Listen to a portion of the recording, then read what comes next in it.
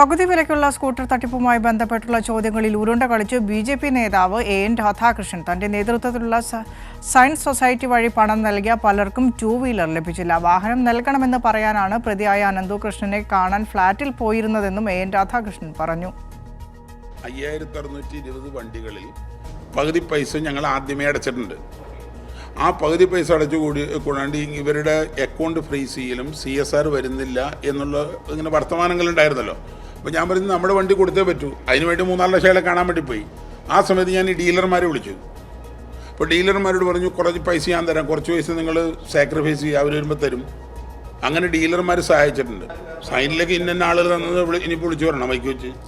ഞങ്ങൾ കഴിഞ്ഞപ്പോൾ ഒരു മിനിറ്റ് എൻ്റെ 4.5 കൊല്ലത്ത് 4 പതിറ്റാണ്ട് കാലത്ത് പൊതുജീവിതത്തിനിടയ്ക്ക് പിന്നെ ഞങ്ങളുടെ സുഹൃത്തുക്കൾക്ക് സ്വർണം പണയം വെക്കാം. അതൊക്കെ ഞങ്ങൾ രേഖകൾ ഹാജരാക്കിക്കൊള്ളാം.